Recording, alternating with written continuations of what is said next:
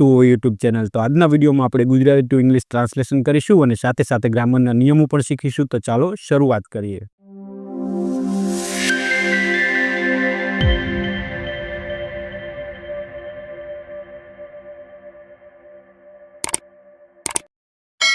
તો અહીંયા જુઓ, સૌથી પહેલા એક વાક્ય આપેલું છે। તો વાક્ય ખૂબ જ મોટું છે, તેમ છતાં પણ આપણે આને ધીમે ધીમે બનાવીશું।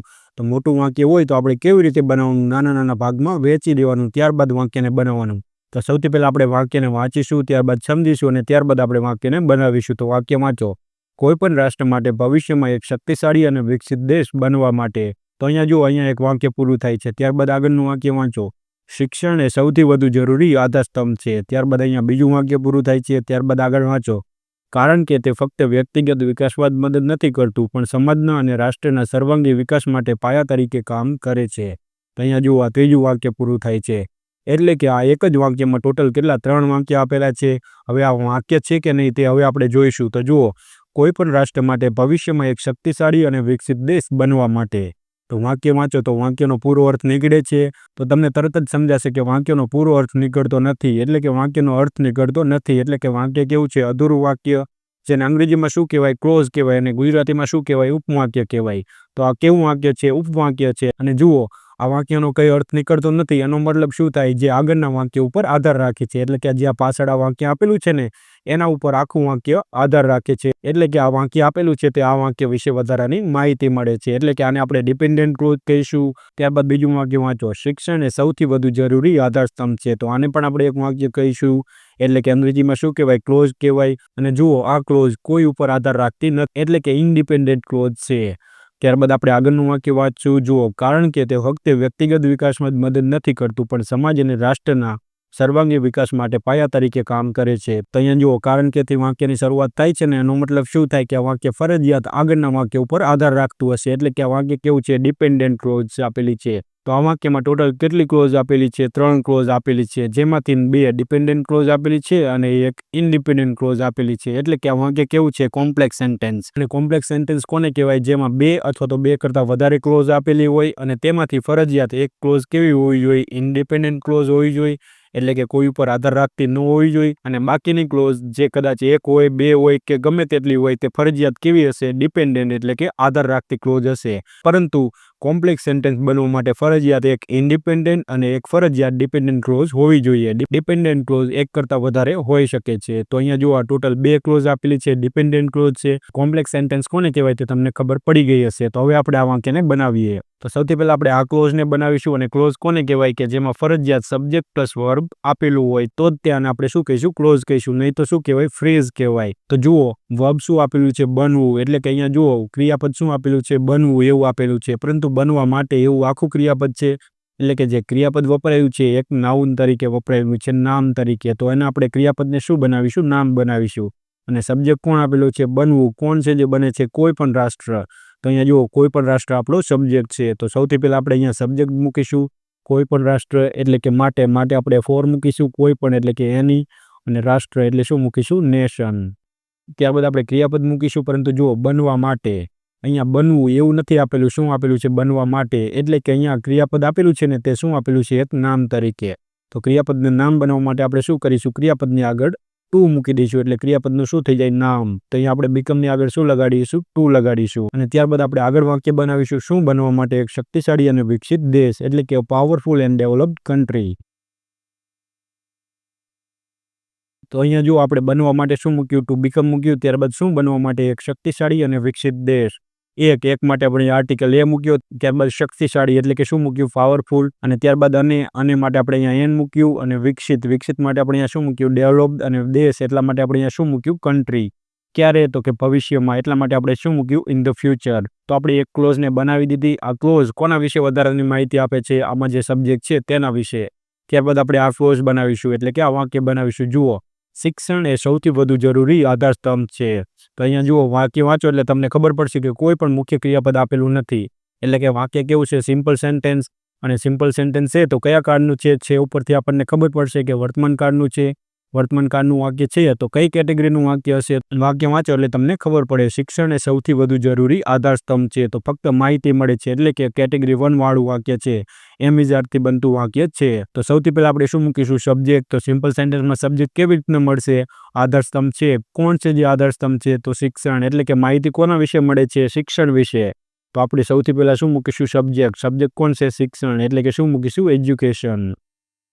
ત્યારબાદ પાછળથી વાક્યને લખવાનું છે તો છે માટે આપણે ઇઝ મૂકીશું, કારણ કે સબ્જેક્ટ કેવો છે? Third person singular. ત્યારબાદ શું મૂકીશું? આધારસ્તંભ છે, પરંતુ કેવો? સૌથી વધુ જરૂરી, કારણ કે આધારસ્તંભ વિશે વધારાની માહિતી મળે છે. તો સૌથી પહેલા આપણે આ મૂકીશું, સૌથી વધુ એટલે કે ધ મોસ્ટ. અને જરૂરી, તો જરૂરી માટે આપણે શું મૂકીશું? એસેન્શિયલ અથવા તો નેસેસરી. શું જરૂરી છે? આધારસ્તંભ. આધારસ્તંભ માટે આપણે શું મૂકીશું? પિલર. તો અહીંયા જો આપણે બીજા વાક્યને બનાવી દીધું, education is the most essential pillar. તો અહીંયા જો આપણે બીજું ક્લોઝ પૂરું થઈ ગયું એટલે કે બીજું વાક્ય બનાવી દીધું. ત્યારબાદ આપણે આગળનું વાક્ય બનાવીશું, તો વાક્ય વાંચો. કારણ કે તે ફક્ત વ્યક્તિગત વિકાસમાં જ મદદ નથી કરતું, પણ સમાજ અને રાષ્ટ્રના સર્વાંગી વિકાસ માટે પાયા તરીકે કામ કરે છે. તો અહીંયા જુઓ, કામ કરે છે એટલે કે કયો કાળ છે? સાદો વર્તમાન કાળ આપેલો છે, તો વાક્યને આપણે કેવી રીતે બનાવીશું? સાદા વર્તમાન કાળમાં. પરંતુ અહીંયા જુઓ, ફક્ત એટલે કે ફક્ત આમાં જ કામ નથી કરતું, આમાં પણ કામ કરે છે, એટલે કે નોટ ઓનલી બટ ઓલ્સો થી આપણે વાક્યને બનાવીશું. તો સૌથી પહેલા આપણે અહીંયા જુઓ, કારણ કે માટે આપણે અહીંયા શું મૂકીશું? એઝ મૂકીશું, અથવા તો તમે બીકોઝ પણ મૂકી શકો, કોઈ પણ મૂકો, વાક્ય કેવું પડે? સાચું. પરંતુ બીકોઝનો ઉપયોગ જ્યારે સ્ટ્રોંગ રીઝન હોય ત્યારે બીકોઝનો ઉપયોગ કરવાનો, પરંતુ જે રીઝન હોય તે કેવું હોય? સોફ્ટ, એટલે કે એટલું બધું મહત્વનું ન હોય તો આપણે એઝ મૂકીશું. તમે કોઈ પણ મૂકો, આપણે નક્કી ન કરી શકીએ કે સ્ટ્રોંગ રીઝન છે કે નહીં, તો તમે કોઈ પણ મૂકો, વાક્ય કેવું પડે? સાચું. આપણે અહીંયા એઝનો ઉપયોગ કરીશું. અને ત્યારબાદ આપણે શું મૂકીશું? તે. તો તે અહીંયા આપણું સબ્જેક્ટ છે, તો એના માટે આપણે ઇટનો ઉપયોગ કરીશું. શા માટે ઇટનો ઉપયોગ? કારણ કે તે કોના માટે વપરાયું છે? શિક્ષણ માટે. તો શિક્ષણ શું છે? એક નિર્જીવ વસ્તુ, તો એના માટે આપણે ઇટ મૂકીશું. તો અહીંયા જો આપણે તે માટે ઇટને મૂક્યું, ત્યારબાદ શું મૂકીશું? ફક્ત, એટલે કે નોટ ઓનલી. તો અહીંયા આપણે નોટ ઓનલી કેમ મૂક્યું? કારણ કે જો અહીંયા ફક્ત આપેલું છે અને નથી કરતું એવું પણ આપેલું છે, એટલા માટે. અને આ નોટ ઓનલી વાળું વાક્ય છે, એની સ્પેશિયલ વાક્ય રચના છે, એટલા માટે. તો અહીંયા આપણે શું મૂકીશું? નોટ ઓનલી મૂકીશું. અને ત્યારબાદ આપણે શું મૂકીશું? મદદ કરવી, એટલે કે ક્રિયાપદ આપેલું છે, તો અહીંયા આપણે ક્રિયાપદ મૂકીશું, પરંતુ શું કરીશું? એસ લગાડીશું. જુઓ, નોટ ઓનલી વાળું વાક્ય હોય ને તે ફરજિયાત હંમેશા આપણે પોઝિટિવ વાક્ય જ બનાવવાનું, નેગેટિવ વાક્ય નહીં બનાવવાનું. કારણ કે આ પણ કામ થતું હોય અને આ પણ કામ થતું હોય, એટલે બંને કામ થતા હોય. એટલા માટે આપણે શું કરીશું? ફરજિયાત કેવું વાક્ય બનાવીશું? પોઝિટિવ. તો નોટ ઓનલી વાળું વાક્ય રચના હોય એટલે ફરજિયાત આપણે પોઝિટિવ જ વાક્ય રચના બનાવવાની. તો આપણે શું કર્યું? ક્રિયાપદ પહેલા આપણે શું મૂક્યું? નોટ ઓનલી, અને ક્રિયાપદનું મૂળરૂપ મૂક્યું, ત્યારબાદ એસ લગાડ્યો, કારણ કે થર્ડ પર્સન સિંગ્યુલર સબ્જેક્ટ છે એટલા માટે. અને ત્યારબાદ આપણે શું કરીશું? તો શેમાં મદદ નથી કરતું? તો વ્યક્તિગત વિકાસમાં, એટલે કે ઇન્ડિવિજ્યુઅલ ગ્રોથ. તો અહીંયા આપણે માં માટે ઇન મૂકીશું, વ્યક્તિગત એટલે કે ઇન્ડિવિજ્યુઅલ, અને વિકાસ એટલે શું મૂકીશું? આપણે ગ્રોથ અથવા તો ડેવલપમેન્ટ. તો અહીંયા આપણે ગ્રોથ મૂકીશું, કારણ કે વ્યક્તિનો ગ્રોથ થાય, ઇન્ડિવિજ્યુઅલ ગ્રોથ. અને ત્યારબાદ આપણે શું મૂકીશું? પણ, એટલે કે બટ ઓલ્સો. તો અહીંયા જો આપણું એક વાક્ય પૂરું થઈ ગયું, ત્યારબાદ આપણે બટ ઓલ્સો મૂક્યું, અને ત્યારબાદ આપણે અહીંયા જો સબ્જેક્ટ તો આપી જ દીધેલો છે, ત્યારબાદ આપણે શું કરીશું? ક્રિયાપદ મૂકીશું. તો અહીંયા જો ક્રિયાપદ શું આપેલું છે? તરીકે કામ કરે છે, એટલે કે પાયા તરીકે કામ કરે છે, એટલે કે પાયા તરીકે સેવા પૂરી પાડે છે. તો અહીંયા આપણે કામ કરે છે એટલે કે વર્ક પણ મૂકી શકીએ, અથવા તો આપણે શું મૂકીશું? સર્વ મૂકીશું. શા માટે? કારણ કે આપણે શબ્દો પ્રમાણે ટ્રાન્સલેશન નહીં કરવાનું, જે અર્થ નીકળતો એ પ્રમાણે ટ્રાન્સલેશન કરવાનું. તો અહીંયા આપણે શું મૂકીશું? સર્વ્સ મૂકીશું, એટલે કે સેવા પૂરી પાડે છે. કેવી રીતે? તો કે પાયા તરીકે. તો તરીકે માટે આપણે એઝ મૂકીશું, કારણ કે એઝના ઘણા બધા ગુજરાતી થાય એટલા માટે. તો તરીકેનું અંગ્રેજી શું થાય? એઝ. કેવી રીતે? તો કે પાયા તરીકે, એટલે કે ધ ફાઉન્ડેશન. પાયાને અંગ્રેજીમાં શું કહેવાય? ફાઉન્ડેશન. ત્યારબાદ માટે. તો માટે આપણે અહીંયા શું મૂકીશું? ફોર મૂકીશું. અને ત્યારબાદ શું મૂકીશું? સર્વાંગી વિકાસ. સર્વાંગી વિકાસ એટલે શું થાય? Overall development. એટલા માટે આપણે શું મૂકીશું? The overall. સર્વાંગી વિકાસ. કોનો સર્વાંગી વિકાસ? તો સમાજ અને રાષ્ટ્રનો. તો ના માટે આપણે અહીંયા ઓફ મૂકીશું. સમાજ એટલે કે સોસાયટી, અને રાષ્ટ્ર એટલે આપણે શું મૂકીશું? The nation. તો અહીંયા જો આપણું વાક્ય બનીને રેડી થઈ ગયું. વાક્ય વાંચો. For any nation to become a powerful and developed country in the future, education is the most essential pillar. As એટલે કે કારણ કે it not only helps in individual growth but also serves as the foundation for the overall development of society and the nation. તો આવડું મોટું વાક્ય હોય તેમ છતાં પણ આપણે કેવી રીતે બનાવી શકીએ? વાક્યને ભાગ કરવાના, અને ત્યારબાદ સમજતું જવાનું, ધીમે ધીમે વાક્યને બનાવતું જવાનું. ત્યારબાદ આપણે આગળનું વાક્ય બનાવીશું તો જુઓ, ગુજરાત જે શિક્ષણ અને સંશોધન ક્ષેત્રે સતત પ્રગતિ કરી રહ્યું છે, વિદ્યાર્થીઓને ઉચ્ચ ગુણવત્તાવાળું શિક્ષણ પૂરું પાડવા માટે નવી શિક્ષણ નીતિઓ અમલમાં મૂકી રહ્યું છે. તો આ જે વાક્ય આપેલું છે ને તે ગુજરાત વિશે વધારાની માહિતી પૂરી પાડે છે. એટલે કે આ ક્લોઝ કેવી છે? રિલેટિવ ક્લોઝ, અને જે એડજેક્ટિવ ક્લોઝ તરીકે પણ ઓળખવામાં આવે છે, કારણ કે ગુજરાત વિશે વધારાની માહિતી પૂરી પાડે છે. અને વાક્ય કેવું બને? ગુજરાત વિદ્યાર્થીઓને ઉચ્ચ ગુણવત્તાવાળું શિક્ષણ પૂરું પાડવા માટે નવી શિક્ષણ નીતિઓ અમલમાં મૂકી રહ્યું છે. તો આવું વાક્ય બનશે. અહીંયા જુઓ, તે આપેલો છે, કદાચ તે ન આપેલો હોય તેમ છતાં પણ વાક્ય બને. તો અહીંયા તે કોના માટે વપરાયો? તો ગુજરાત માટે. પરંતુ આપણે ન લખીએ તો પણ વાક્ય બને. તો આ વાક્ય આપણે આવી રીતે જ બનાવીશું. તો સૌથી પહેલાં આપણે ગુજરાત મૂકીશું. ત્યારબાદ જો આપણે આ વાક્યને બનાવીશું, જે શિક્ષણ અને સંશોધન ક્ષેત્રે સતત પ્રગતિ કરી રહ્યું છે. તો વાક્ય કેવું છે? પ્રગતિ કરી રહ્યું છે, એટલે કે ચાલુ વર્તમાન કાળનું છે. અને અહીંયા જુઓ, જે કોના માટે વપરાયું છે? ગુજરાત વિશે, કારણ કે આખું વાક્ય ગુજરાત વિશે વધારાની માહિતી પૂરી પાડે છે. તો અહીંયા જે માટે આપણે શું મૂકીશું? વિચ મૂકીશું, કારણ કે ગુજરાત એક સ્થળ છે એટલા માટે તે જીવંત વસ્તુ નથી, નિર્જીવ વસ્તુ છે, એટલા માટે આપણે શેનો ઉપયોગ કરીશું? વિચનો.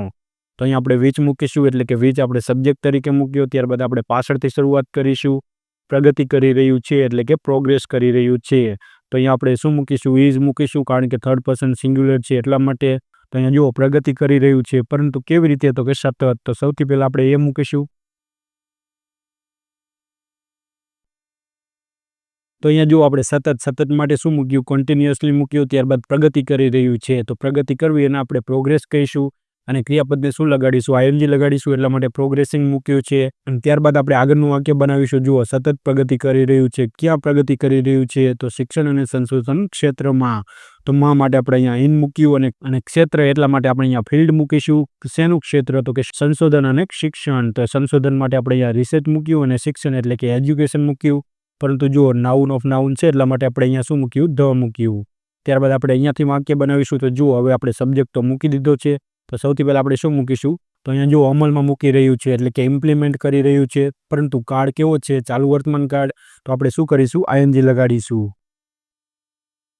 અને અહીંયા જો અમલમાં મૂકી રહ્યું છે એટલા માટે આપણે શું મૂક્યું? ઇમ્પ્લિમેન્ટિંગ. શું ઇમ્પ્લિમેન્ટ કરી રહ્યું છે? નવી શિક્ષણ નીતિઓ, એટલે કે ન્યૂ એજ્યુકેશન પોલિસીઝ.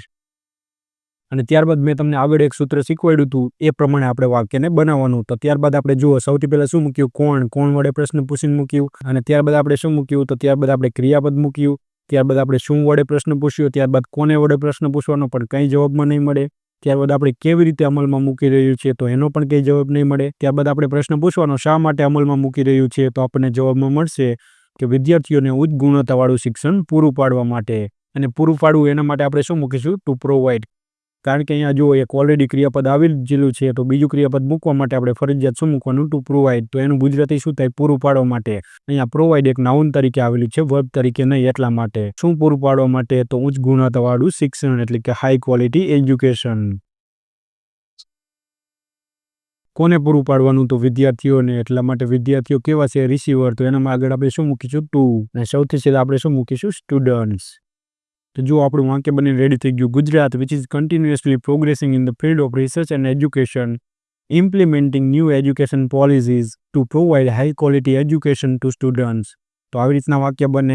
વાક્યને આપણે સમજતું જવાનું, પ્રશ્ન પૂછતા જવાના, અને આગળ સૂત્ર મેં તમને શીખવાડી દીધું છે. એવી રીતના તમે વાક્ય બનાવશો તો તમને પણ આવડશે. તો ત્યારબાદ આપણે આગળનું વાક્ય બનાવીશું. વાક્ય વાંચો. સરકારી અને ખાનગી બંને શૈક્ષણિક સંસ્થાઓ હવે શિક્ષણને વધુ વ્યાપક અને વિદ્યાર્થીઓ માટે સુલભ બનાવવા વધુ ટેકનોલોજીને સંકલિત કરી રહી છે. તો અહીંયા જો વાક્ય કેવું છે? ચાલુ વર્તમાન કાળનું.